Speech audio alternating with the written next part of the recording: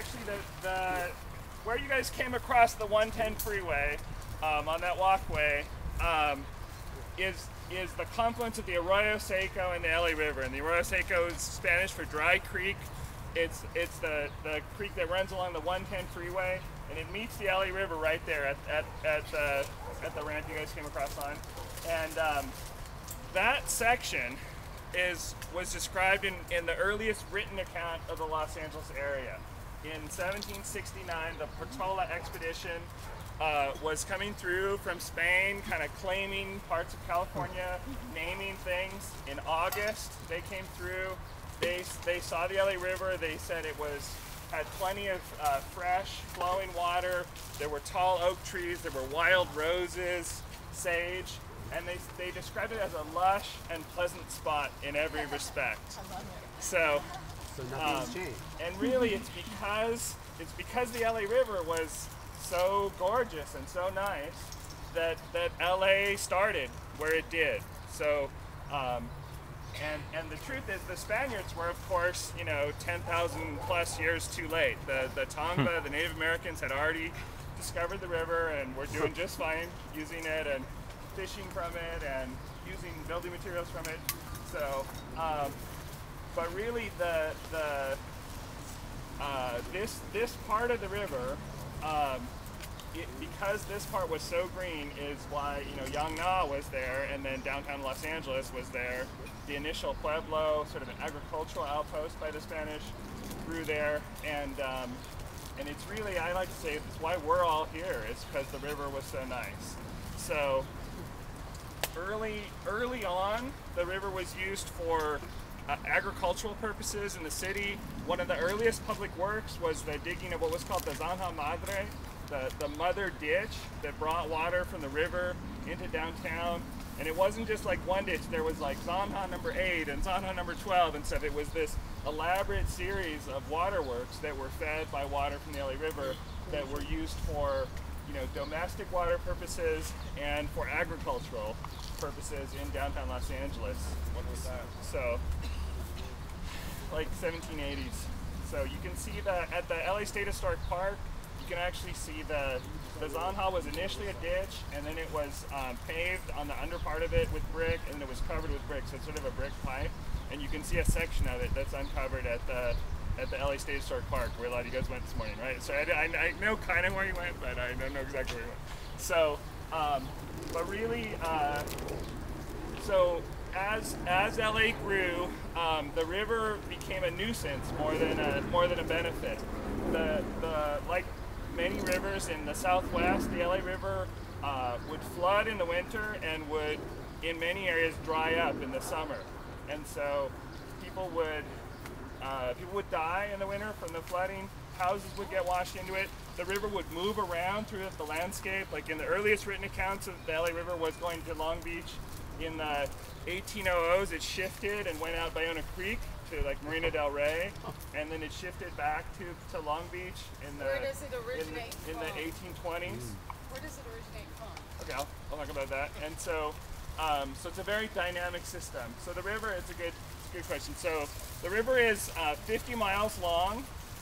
We're right about the middle of it.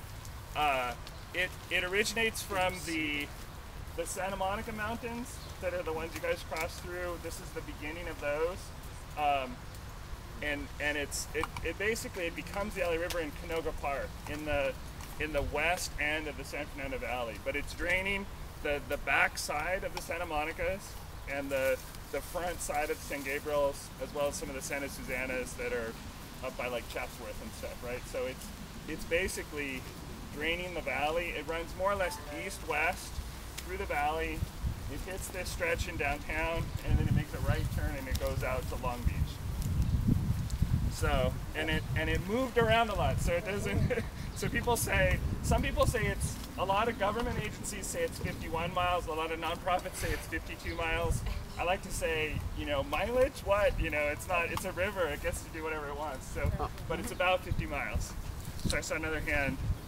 Yeah, is it easy to see the headwaters or beginning, or is it sort of like pop out from underground somewhere.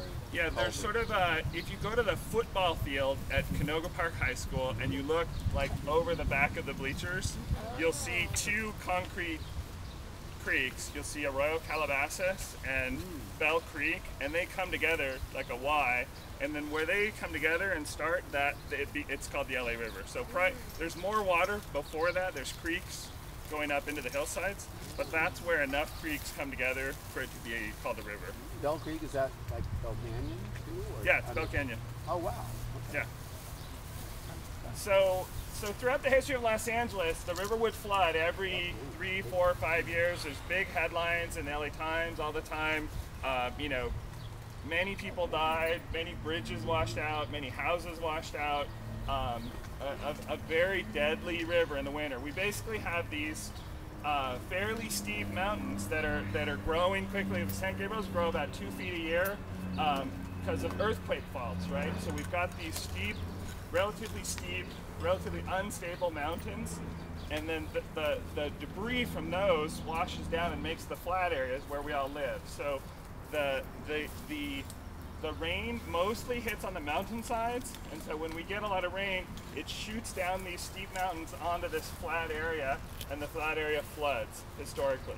And so after a whole lot of floods, in 1917, after the 1914 floods, the city began to make plans to concrete the river and to solve the flooding problem once and for all. And it started to work with the federal government, the county flood control agencies, and after 2 more big floods in the 1930s, 1934 and 1938, the city and county, working with the federal government at a cost of $5 billion in today's dollars, spent from there's a bunch of dates and it starts in different places, but basically from the mid-1930s until 1960 to pave the entire river.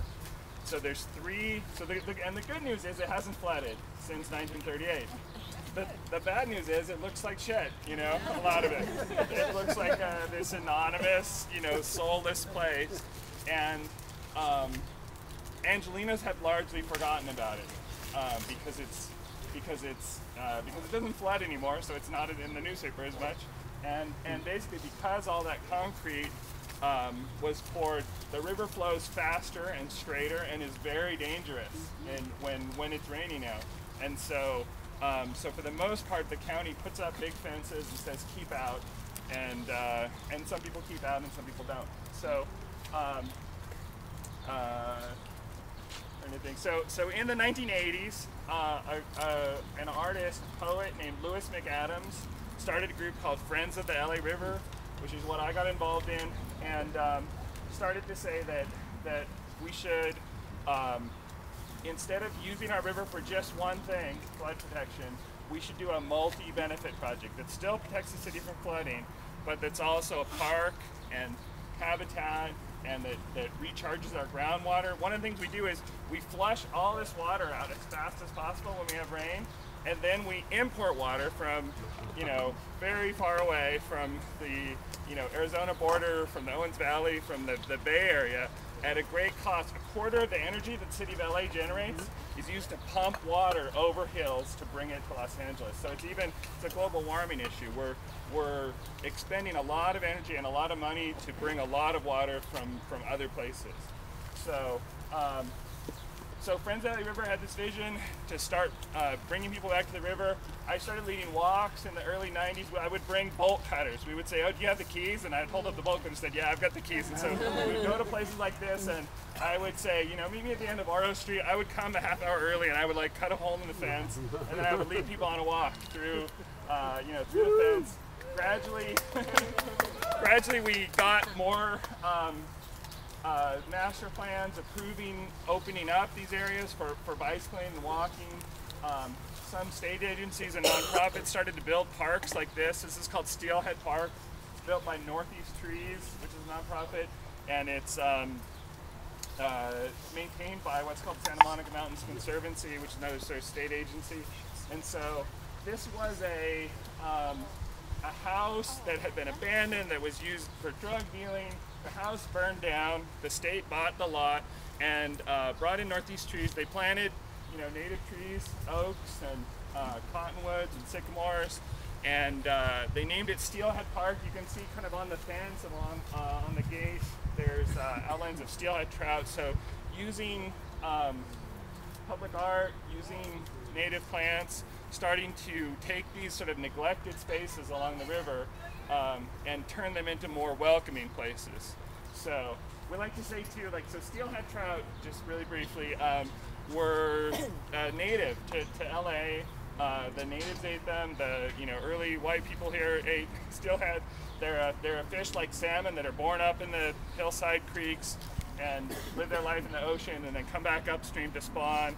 Since the 1930s, 1940s, they can't make it up the concrete channel. So one of the things we like to say is that we'll know our job is done when the steelhead return to the LA River someday soon. So, so through a lot of efforts of nonprofits and advocacy, environmental folks, community groups, we've started to get a lot more places that were out of bounds to now be open to the public. And so we're starting to see more and more interest. There are master plans for big, large-scale restoration on chunks of the river and paths connecting all those sites. And it's largely been, I think people like to say, how do they say it? That the PR battle has been won. People think the LA River is worth investing in, but we haven't gotten all the change yet on the ground, whatever. So we've changed people's minds already, but we've still got a lot of work to do on the ground. And so, if you're interested in getting involved, read LA Creek Freak. Look up groups like Friends of the LA River, have cleanups and different places to get involved. And the thing I like to urge people is everywhere where you live, whether it's Los Angeles or other cities, there are probably historic creeks and waterways that need your attention. So learn about, get involved in the LA River if you want, but also look at old maps, start to learn about your place where you live and get involved in the health of the watershed there. So that's my basic spiel. Okay, Dan was... I have two questions. One is, can you tell us a little bit about the desire or plan to connect this bike path through downtown? How is that going to happen? Will it happen? So connecting the bike path through downtown. So it's pretty tough. And actually, remind me, I want to talk about this area, the Glendale Narrows, when I finish this question. So, okay.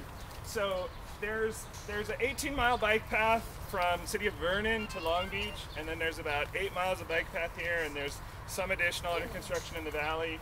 But there's a gap in the downtown area of about between 6 and 7 miles where there are railroad tracks on both sides of the river, and it's very expensive and potentially dangerous to put kids next to active railroad tracks and stuff.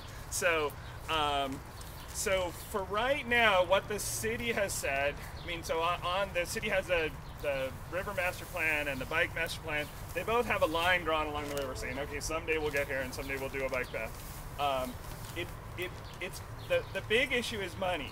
We're going to need to do either crossing under or over railroad tracks, which is, millions, tens of millions of dollars probably for each access point that we want to do. So, and the county spends about $10 million on bike paths countywide annually. So between all the different cities. So I think it's going to be.